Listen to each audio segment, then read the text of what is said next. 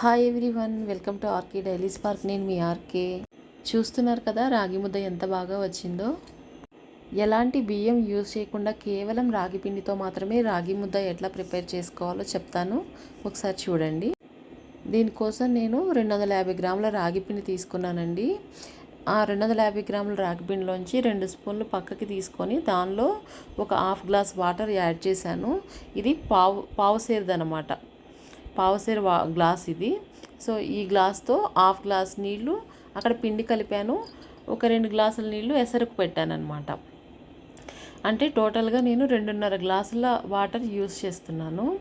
మీరు ఇట్లా stove on చేసేసుకొని నీళ్ళు ఇట్లా మరగబెట్టిన తర్వాత మనం ఇందాక కలుపుకున్న రాగిపిండి మిశ్రమం ఉంది కదా, అది దీనిలోకి వేసేయండి. సాల్ట్ వేసాను కదా, సాల్ట్ వేసుకోండి. మీకు ఇష్టమైతే నెయ్యి కూడా వేసుకోండి కొద్దిగా. దీన్ని ఇట్లా కంటిన్యూస్గా కలుపుతూ ఉండేటప్పుడు నీళ్ళు ఇట్లా దగ్గరకు వచ్చేస్తుంది అనమాట, జావలాగా. అట్లా దగ్గరకు వచ్చినప్పుడు మన దగ్గర రాగిపిండి ఉంది కదా, దాన్ని ఇట్లా పైన చల్లుకోండి. ఇదంతా లో ఫ్లేమ్ మీద జరగాలండి. ఒకసారి మనకు అట్లా బబుల్స్గా వచ్చిన తర్వాత ఈ స్టవ్ని లో ఫ్లేమ్ మీద పెట్టేసేసుకొని రాగిపిండి పైన అట్లా చల్లుకోవాలి. ఇలా పిండి పైన చల్లిన తర్వాత ఒక 2 మినిట్స్ దాన్ని అట్లనే వదిలేసేయాలండి. అట్లా వదిలేసిన తర్వాత దానికి పైన ఇట్లా పొంగినట్టు వస్తుంది అనమాట వాటర్. అలా వాటర్ పైకి తెరిలిన తర్వాత మన దగ్గర చపాతీ కర్ర ఉంటుంది కదా, దాన్ని యూస్ చేసేసి చాలా ఫాస్ట్గా తిప్పేయాల్సి ఉంటుంది అనమాట.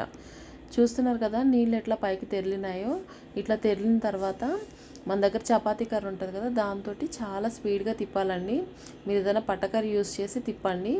అంటే పట్టకర్రతో పట్టుకొని చాలా ఫాస్ట్గా తిప్పండి, లేకపోతే ముద్దలుగా కట్టేస్తుంది అనమాట. మన రాగి ముద్ద అయితే రెడీ అయిపోయింది. కానీ అప్పుడే స్టవ్ ఆఫ్ చేయకండి. ఒక 2 మినిట్స్ అట్లా దీనిపైన మూత పెట్టేసి సిమ్లో పెట్టేసి దాన్ని అట్లనే వదిలేసేయండి. 2 మినిట్స్ తర్వాత స్టవ్ ఆఫ్ చేసేసుకోండి.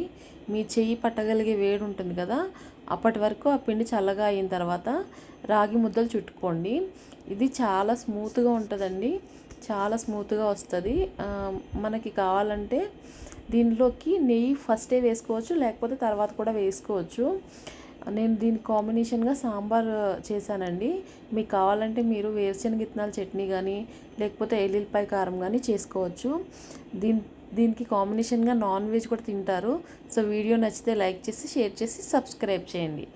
Thank you so much for watching.